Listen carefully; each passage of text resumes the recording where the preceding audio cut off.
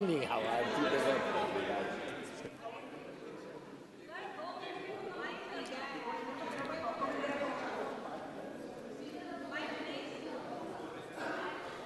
हो जाएगा, स्टार्ट करो। अध्यक्ष महोदय जी, मैं आपकी बहुत धन्यवादी हूं कि आपने मुझे चुनावी सुधारों पर बोलने का मौका दिया है, खासकर इसलिए क्योंकि मैं एक नई सांसद हूं, मुझे दूसरों का नहीं पता उनका कैसा अनुभव रहा, लेकिन पिछला ये एक साल मेरे लिए खासकर विपक्ष से रिलेटेड जो है बहुत ही ज़्यादा चिंताजनक रहा है। एक तरह से ट्रॉमेटिक मैं इसे कह सकती हूँ। हर दिन इन्होंने यहाँ पे तमाशा किया है, हमारा दिल दहल जाता था इनको देखकर। एसआईआर ये वेल में उतर जाते थे। यहाँ पर इन लोगों ने डराना, धमकाना, धक्का मुक्की, ऐसा कोई इन्होंने किसी तरह की कोई बदतमीजी नहीं है जो एक भी दिन इन्होंने संसद भवन चलने नहीं दिया। हम जनता के प्रतिनिधि हैं, हम यहाँ पर उनकी आवाज लेकर आते हैं, हम कुछ सीखने आते हैं, हम नए सांसद हैं।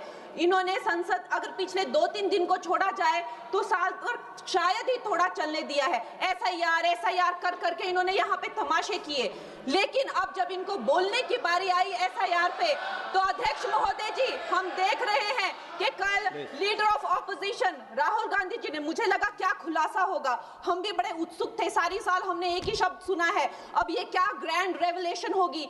लेकिन राहुल गांधी जी जो लीडर ऑफ ऑपोजिशन है, उन्होंने कल जब कहा खादी है, खादी में धागे हैं, धागे में लोग हैं, लोगों के अंदर, उनको जब कहा गया कि आप पॉइंट की बात कीजिए, तो उन्होंने कहा कि मैं अपना फ्रेम कर रहा हूं, मैं अपना आर्गुमेंट फ्रेम कर रहा हूं। और इतनी देर बाद जब वो फ्रेम करके पहुंचे तो ले देकर वो वापस उसी अंतर्राष्ट्रीय मूल की महिला, अध्यक्ष जी मैं एक महिला होने के नाते आपसे रिक्वेस्ट करना चाहती हूं कि every woman is entitled to her dignity. वो अंतर्राष्ट्रीय मूल की है, विदेशी महिला है, लेकिन उन्होंने कितनी बार आकर उन्होंने सोशल मीडिया पे कहा है कि मैं कभी भारत नहीं गई हूं, मेरा हरियाणा चुनाव से कुछ लेना देना नहीं है। लेकिन फिर भी ये लोगों ने बिना किसी ठोस सबूत के उनका यहाँ पे फोटो बना के उन्होंने उनको उछाला, यहाँ पे उनकी तस्वीर उछाली यहाँ पर और यहाँ पर ब्लैक कार्ड यूज करना भी अलाउ नहीं है। इन्होंने फिर भी नियमों का उल्लंघन किया।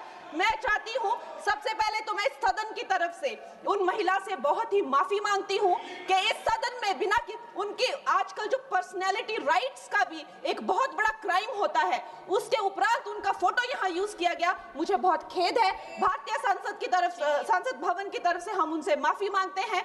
और ये देखिए महिलाओं का हमेशा ये अपमान करते हैं, लेकिन हमारे प्रधानमंत्री चाहे बेटी बचाओ बेटी पढ़ाओ हो, महिलाओं को शौचालय देने से लेकर, महिलाओं को गैस देने से लेकर, महिलाओं को जो है वो छात्रवृत्ति न जाने कितनी ऐसी योजनाएं हैं। कांग्रेस वालों शायद तुम लोग ये समझ नहीं पा रहे हो, ईवीएम्स हैक नहीं करते हैं प्रधानमंत्री लोगों के दिलों को हैक करते हैं।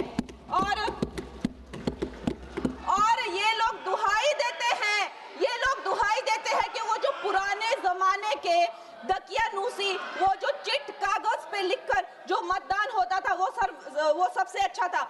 ये लोग भूल गए वो दिन, आप लोग भूल गए वो दिन। इंदिरा गांधी वर्सेस राज नारायण का केस, उसको जो है इतिहास में The case that shook the nation के नाम से जाना जाता है, उस पर मैंने एक फिल्म भी बनाई हुई है। वोट चोरी और वोटों की धांधली के लिए एक प्रधानमंत्री पे एक साधारण से नेता ने केस किया था और उस धांधली में वो पकड़ी गई थी। हर उनका जो आरोप है उसमें सच सिद्ध किया गया था और रातों रात उनको कुर्सी छोड़ने के लिए कहा गया था और रातों रात जो है उनको ये आदेश दिया गया था कि आगे इतने सालों तक आप कभी जो है वो चुनाव लड़ नहीं सकते। ये धांधलियां इन्होंने करी हुई हैं और ये जो है उस टाइम के बैलेट बॉक्सों को उठाकर ले जाते थे ये लोग, और आज कहते हैं कि इनको ईवीएम्स जो है वो हैक हो जाते हैं। अध्यक्ष महोदय जी मैं इनको याद दिलाना चाहती हूँ, प्रियंका गांधी जी कहती हैं कि छोड़ो पुरानी बातें, हम पुरानी बातें नहीं करेंगे, हम पुराने लोगों के बारे में नहीं बोलेंगे।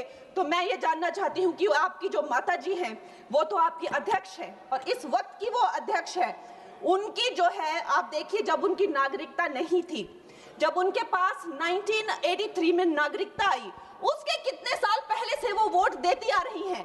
तो ये जो इनका जो परिवार है, एंटाइटलमेंट से जो ग्रस्त ये इनका परिवार है, ये प्रियंका गांधी जी को भी याद रखना चाहिए। चाहे आपका भूतकाल हो, चाहे आपका वर्तमान हो, आप सब लोग, चाहे ईवीएम हो या चाहे कागज पे लिखा हो, जब आप लोगों के चरित्र में जो है किसी तरह की मर्यादा नहीं है, आप लोगों ने कभी भी इस देश का, यहाँ की कानून व्यवस्था का, संविधान का कभी आप लोगों ने सम्मान नहीं किया हुआ है।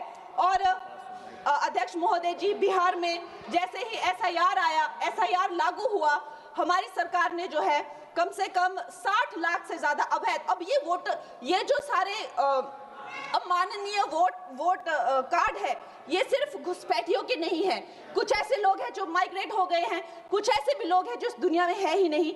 60 लाख से ज्यादा। और अगर वो लोग जेन्युइन थे तो उन्होंने, किसी ने तो रिक्वेस्ट करनी चाहिए थी कि भाई मेरा वोटर आईडी कैंसिल हुआ है।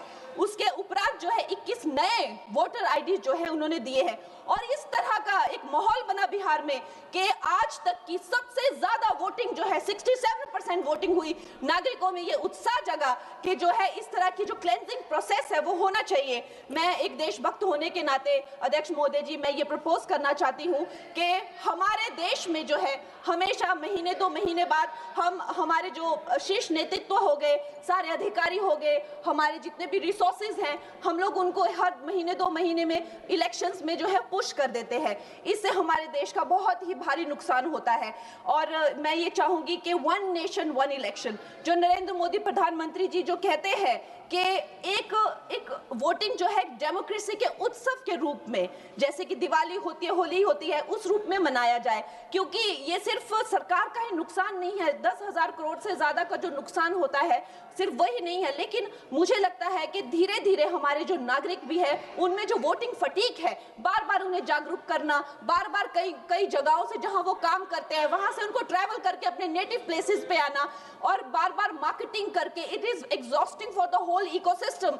तो मैं ये प्रपोज करना चाहती हूँ कि 1 नेशन 1 इलेक्शन को लाया जाए। और ये जो भी हमें जिस तरह की जो असुविधा होती है हर महीने 2 महीने में इलेक्शंस की, उससे जो है हम बच सकते हैं। जय हिंद। धन्यवाद जी।